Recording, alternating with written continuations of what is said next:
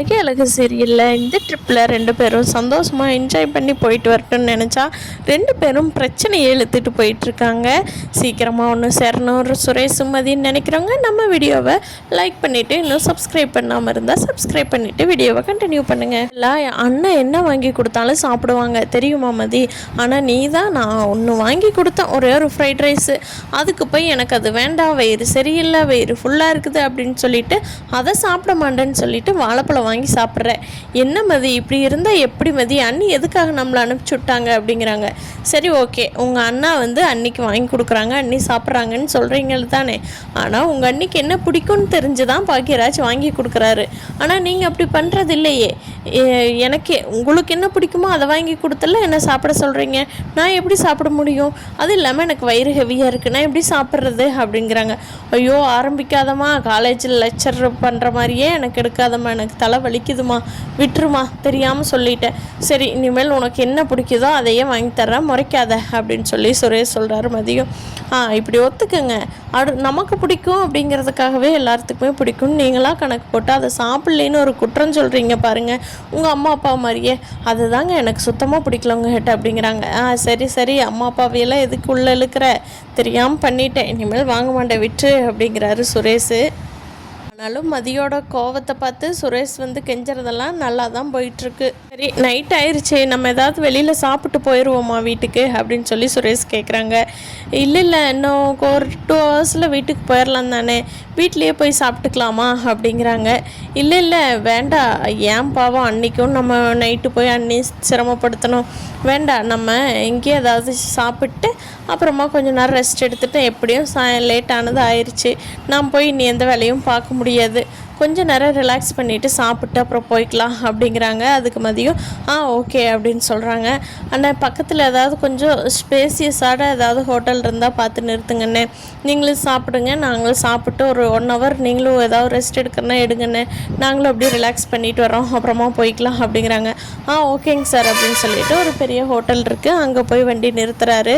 Sir அந்த பக்கமெல்லாம் நல்ல வியூ பாயிண்ட்ஸ் எல்லாம் இருக்குது, நீங்கள் போய் பார்த்துட்டு வாங்க, நான் கொஞ்சம் நேரம் தூங்கி எந்திரிச்சிட்டு வர்றேங்க சார் அப்படின்னு சொல்லிட்டு அவர் கார்லேயே படுத்து தூங்கிக்கிறாரு. சுரேஷும் மதியும் போகிறாங்க.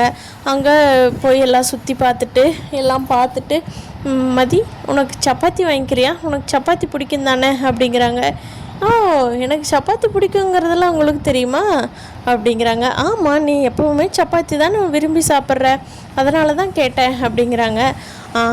சப்பாத்தி தான் எனக்கு பிடிக்கும், ஓகே பரவாயில்ல, இந்த தடவை தான் எனக்கு பிடிச்சதை கேட்டுட்டு ஆர்டர் பண்ணீங்க, நீங்கள் போலீஸ் ஸ்டேஷன் மாதிரியே ஆர்டர் பண்ணாமல் இப்போ தான் அடுத்தவங்களோட இதையும் கேட்டிருக்கிறீங்க, பரவாயில்ல, எனக்கு சப்பாத்தியை வாங்கிக்கிறேன், உங்களுக்கு என்ன பிடிச்சிருக்கோ அதை வாங்கிக்கோங்க அப்படிங்கிறாங்க. ஓகே மதி அப்படின்னு சொல்லிட்டு எல்லாம் 2 பேரும் ஆர்டர் பண்ணி சாப்பிட்டு கொஞ்சம் நேரம் சிரித்து பேசிட்டு தான் இருக்காங்க. பரவாயில்ல, 2 பேர்த்துக்குள்ளே மலர் என்ன நினச்சி அனுப்பிச்சி வச்சாங்களோ அது ஸ்மூத்தாக அப்படியே போயிட்டுருக்கு. பார்த்தா பாக்யராஜ் ஸ்வீட்டு மலருக்கு ஊட்டி விட்டுட்டு, ஏன்பா வீட்டுக்கு ஒரு வேலைக்காரம்மா வைக்கலான்னு சொன்னேன்ல, நான் எங்கள் ஆஃபீஸில் எல்லாம் விசாரித்தேன், ஒரு அம்மா சொல்லியிருக்காங்க இன்றைக்கி அம்மா அப்பா வருவாங்கள்ல, நான் நேரமே வந்திருக்கேன்ல, கேட்டுட்டு என்னன்னு முடிவு பண்ணிக்கலாம் அப்படிங்கிறாங்க. அதுக்கு மலர் சொல்கிறாங்க, ஏன் பாக்யராஜ் உங்கள் அம்மா அப்பா விடுவாங்களா, என்ன சொல்லுவாங்கன்னு தெரியலையே பாக்யராஜ் அப்படிங்கிறாங்க. ஏதோ ஒன்று சொல்லட்டும் பார்க்கலாம், சம்பளம் நான் தானே கொடுக்குறேன் மலர், பார்க்கல, நீ ஒருத்தியே அப்போ தான் கஷ்டப்படுவேன், நானே முன்னாடியே அதுக்கு ஏதாவது பண்ணியிருக்கணும், ஆனால் கோமதி அம்மா சொல்ல வரைக்கும் விட்டுட்டேன் பாரு, பாவம் மலர் நீ, சாரி மலர், இது நாள் வரைக்கும் நான் உனக்கு சொல்லாததுக்கு அப்படிங்கிறாங்க. அட விடு பாக்யராஜ், எனக்கு ரொம்ப அவ்வளோ கஷ்டமாக தான் இருக்குது, பட் என்னால் சொல்ல ரொம்ப தாங்க முடியாத அளவுக்கு கஷ்டம் இல்லை பாக்யராஜ், அதனால தான் நானும் உங்கள்கிட்ட சொல்லலை அப்படிங்கிறாங்க. சரி மலர், இன்றைக்கி ஏதோ ஒரு முடிவு பண்ணி ஒரு பாதி வேலைக்காவது அவங்க செஞ்சுட்டு போயிட்டு நீ கொஞ்ச நேரமாவது உட்காந்து ரெஸ்ட் எடுக்கிற மாதிரி பார்த்துக்கலாம் அப்படிங்கிறாங்க. சரி பாக்யராஜ் நீயே கேளு, நான் கேட்டால் தப்பாயிரும், நீயே கேளு அப்படிங்கிறாங்க. அவங்க அம்மா அப்பா பாக்யராஜோட அம்மா அப்பா கோயிலுக்கு போயிட்டு வந்துட்டாங்க. அதுக்குள்ளே இங்கே பாப்பா குட்டி பாப்பா தூங்கிட்டாங்க. எங்கடா பாப்பாவை காணோம், நீங்கள் 2 பேரும் உட்காந்து நடு வீட்டில் உட்காந்து நாயும் பேசிகிட்டு இருக்கீங்க அப்படிங்கிறாங்க.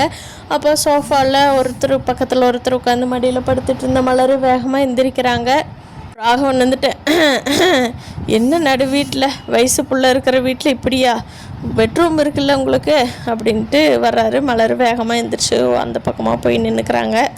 சும்மா பேசிகிட்டு இருந்தோம்ப்பா அப்படிங்கிறாங்க பாக்கியராஜ். சரி சரி ஏம்மா காஃபி எடுத்துகிட்டு வாம்மா, 2 பேரும் நடந்துட்டு வந்ததுக்கு டயர்டாக இருக்குது, 2 காஃபி எடுத்துகிட்டு வா அப்படிங்கிறாங்க. மலர் சரிங்க மாமா இந்தா எடுத்துகிட்டு வர்றேன் அப்படிங்கிறாங்க. அத்தை உங்களுக்கு டேப்லெட் எதுவும் எடுத்துகிட்டு வரட்டுமா? எடுத்துகிட்டு வாம்மா, சாப்பிட்டுக்கலாம் அப்படிங்கிறாங்க. என்னப்பா சாமி கும்பிட்டிங்களா, கோயிலெலாம் கூட்டமா அப்படிங்கிறாங்க பாக்யராஜ். ஆமாப்பா கோயிலில் கொஞ்சம் கூட்டம்தான், ஆனால் நமக்கு தெரிஞ்ச ஃப்ரெண்ட் ஒருத்தர் இருந்தார், அதனால் அவர் முன்னாடி கூட்டிகிட்டு போய் சாமி கும்பிட்டு அப்படியே உங்கள் அம்மாவும் நானும் அந்த பார்க்கிங்கில் கொஞ்சம் நேரம் வெயிட் பண்ணிவிட்டு அந்த பார்க்கெல்லாம் சுற்றி பார்த்துட்டு ரெஸ்ட் எடுத்துகிட்டு நல்லா நடந்துட்டு வந்தோம்ப்பா. இன்றைக்கி உங்கள் அம்மாளுக்கு நடந்துட்டு வரங்காட்டி நல்லா இருக்குதுங்கிறா அப்படின்னு சொன்னாங்க. அதுக்கு பாக்யராஜ் ஆமாம்ப்பா அந்த கோமதி அம்மாவே சொன்னாங்கல்ல, உங்கள் அம்மா செம்ம ஸ்பீடாக நடக்கிறாங்க தம்பி, எனக்கு டஃப் கொடுக்குறாங்கப்பா, வீட்டில் தான் கை வலிக்குது கால் வலிக்குதுங்கிறாங்க, ஆனால் செம்ம டஃப்பாக நடக்கிறாங்க பாரு, நடந்துட்டு வந்துட்டு இன்னைக்கு கைகள்லாம் வலி இல்லைன்னு சொல்லுவாங்க பாரு அப்படின்னு சொல்லுங்கன்ட்டு. ஆமாம் அன்னைக்கு அம்மா அந்த ஆண்டி சொன்ன மாதிரியே நடந்துட்டு வந்த அன்றைக்கி அம்மா நல்லா இருந்தாங்கப்பா, டெய்லி இந்த மாதிரி வாக்கிங் கூட்டிகிட்டு போங்க, அம்மாவுக்கும் உடம்புக்கு நல்லாயிருக்கும் அப்படிங்கிறாங்க. என்னடா பாக்கியராஜ் எனக்கு அட்வைஸ் கூடுற, அப்படியே இன்றைக்கி நடக்க சொல்லுவேன், நாளைக்கு வீட்டு வேலை செஞ்சால் தான் உடம்பு நல்லா இருக்கும்ப, என்ன பிளானு அப்படிங்கிறாங்க. பிளான் என்னம்மா பிளான், உங்களுக்கு உடம்புக்கு நல்லா இருக்குன்னு சொன்னேன், முடிஞ்சால் நடங்க இல்லைன்னா ரெஸ்ட் எடுங்க, நான் என்ன சொல்ல போகிறேன் அப்படிங்கிறாங்க. சரிடா நான் பார்த்துக்கிறேன் என் உடம்ப அப்படின்னு சொல்லிட்டு காஃபி கொண்டுட்டு வந்து மலர் கொடுத்தோடனே குடிச்சிட்டு இருக்காங்க. எங்கே இந்தாங்க உங்களுக்கு காஃபி அப்படிங்கிறாங்க. கொண்டா மலர் சேர்த்து போட்டியா, ஓகே கொண்டா அப்படின்னு சொல்லி வாங்கி குடிச்சிட்டு, எப்பா நம்ம வீட்டுக்கு நான் வந்து ஒரு வேலைக்காரமாக பார்த்துருக்கேன்ப்பா, அவங்கள கூப்பிட்டு மலருக்கு ஹெல்ப்புக்கு வச்சுக்கலான்ட்டு இருக்கிறேன் அப்படிங்கிறாங்க. அதுக்கு பாக்யராஜோட அம்மா இருந்துட்டு, இதுக்குப்பா வேலைக்கெல்லாம் ஆள் எதுக்கு, ஒரு 4 பேர்த்துக்கு சமையல் செய்கிறக்க வேலைக்கு ஆள் வேணுமா? ஓ அந்த குன்னக்குடி கோமதி வந்து சொல்லி கொடுத்துட்டு போயிட்டாளா, வேலைக்கு ஆள் போடு, உன் பொண்டாட்டியை சீரழிறா, இப்படி கஷ்டப்படுத்தாத, அந்த பொம்பளை எங்கிட்டவே வேலை வாங்கணும்லாச்சே, உனக்கு சொல்லி கொடுக்காம இருப்பாளா அப்படின்னு சொல்கிறாங்க. அம்மா அவங்கள எப்போவுமே சொல்லலாமா, நான் முன்னமே சொல்லலான்ட்டு இருந்தேன், அதுக்குள்ளே சுரேஷ் கல்யாணம் அப்படி இப்படின்னு வந்து எல்லாம் பிஸியாகி அடுத்து இது வந்து ரிலேட்டிவ் வந்து எல்லாமே அதில் அப்படியே போயிடுச்சு, நான் அதை பற்றி யோசிக்கவே இல்லை. பாவம்மா மலர், இன்னொரு 5-6 வருஷம் போயிட்டான்னா அவள் எந்த வேலையும் செய்ய முடியாமல் போயிரு, இப்படியோ ஓடிக்கிட்டு இருந்தான்னா அப்படிங்கிறாங்க. ஏண்டா நான் 5 புள்ள பெற்று வளர்த்துல அன்னைக்கெல்லாம் எந்த ஆளுடா இருந்துச்சு, இன்றைக்காட்ட வாஷிங் மிஷின்லேயே துணி ஓடுது, ஆட்டாங்கல்லில் மாவு அரைச்சி அம்மிக்கல்லில் சட்னி அரைச்சி எல்லாம் உங்களை எல்லாம் பெருசு பண்ணலையா, என்னடா ஒத்த புள்ள பெற்றுட்டு பொண்டாட்டிக்கு அவ்வளோ தூரம் வேலை செய்ய முடியாமல் போயிடுச்சா அப்படிங்கிறாங்க. இல்லைம்மா கொஞ்ச நேரம் வந்துட்டு அவங்க போகட்டும், மலர் ரொம்ப கைகாலெலாம் வலிக்குதுங்கிறா, நைட்டெல்லாம் தூக்கம் வரலைங்கிறாம்மா, பாவம் இல்லையா அவளும் அப்படிங்கிறாங்க. ராகவன் இங்கே பாருமா, நீ எதுவும் சொல்லாத விடு, அவங்க என்னமோ பண்ணட்டும், சம்பாதிக்கிறேன் கொடுக்கலான்னு நினைக்கிறேன், ஒய்ஃபு கஷ்டப்படக்கூடாதுன்னு நினைக்கிறேன் போல், சரி விடு, வேண்டான்னு சொன்னால் அடுத்து உன்னத்தான் வேலைக்கு கூப்பிடுவாங்க, உனக்கே கைகால் வலி, நீ பேசாமல் இருமா. சரிப்பா அந்த அம்மா வரட்டும், ஒத்து வந்தால் வச்சுக்கலாம், இல்லைன்னா வேண்டான்னு சொன்னால் அனுப்பிவிட்ருவோம், பரவாயில்லையா அப்படிங்கிறாங்க. சரிப்பா ஓகேப்பா அப்படியே பண்ணிக்கலாம் அப்படிங்கிறாங்க. பாக்யராஜ் ஒரு வழியாக வேலைக்கு ஆள் கிடைக்க சம்மதிக்க வச்சுட்டாங்க. அந்த சம்மதம் வர்றதுக்குள்ளே அவங்க 2 பேர் கத்து பாக்யராஜுக்கே காது வலி வந்துடும் போல். பார்க்கலாம் ஃப்ரெண்ட்ஸ், மலர் வந்து அடுத்தடுத்து ஏதாவது லைஃப்பில் முன்னேறதுக்கு இந்த வீட்டில் இருந்து ஏதாவது ஸ்டெப் எடுக்கிறாங்களா, அதுக்கு மதி எப்படி ஹெல்ப் பண்ணுறாங்க, மதி சுரேஷ் எல்லாம் எப்படி இருக்க போகிறாங்க அப்படிங்கிறத நீ வரப்போகிற எபிசோடில் பார்க்கலாம்.